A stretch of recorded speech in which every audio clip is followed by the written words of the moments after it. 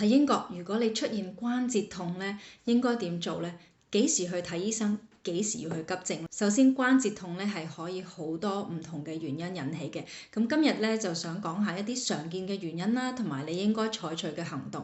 我係湯醫生，英國註冊嘅家庭醫生。第一就想講下退化性關節疾病，一啲好常見嘅關節炎。呢啲係因為過度使用啊，或者之前受過損傷、家庭史等等嘅因素咧，令到我哋關節之間嘅軟骨咧逐漸咁磨損嘅，咁咧就會導致關節痛啦、僵硬啦，同埋一啲腫脹嘅。普遍咧就係關節咧就會因為譬如想落樓梯啊，或者行多咗路之後咧就會受到影響嘅。治療方法咧包括藥物啦，同埋物理治療嘅。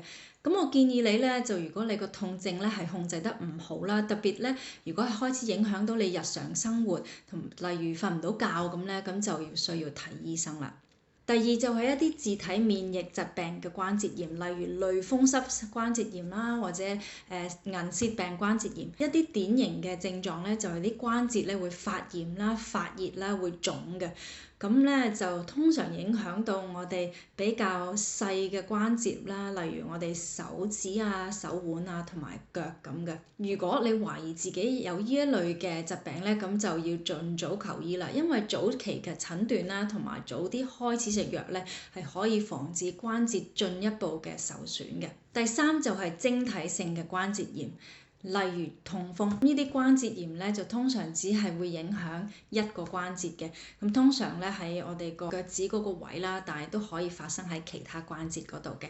咁痛風當然啦，亦都有藥物可以去治療佢嘅。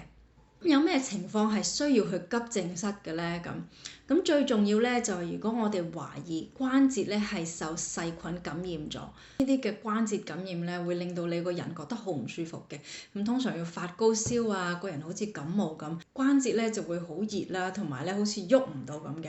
普遍咧就會影響到我哋膝頭哥啊、我哋嘅髖部啊或者膊頭咁嘅，同埋咧會通常係好突然去發作出嚟嘅。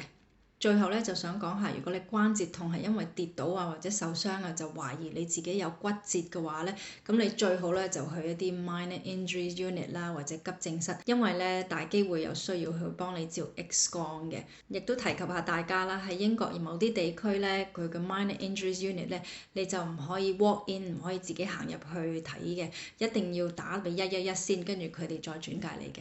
咁希望呢條片咧都幫到大家。如果你關節痛，幾時去睇醫生，幾時要去急症，或者可以自己去藥房買藥食啦。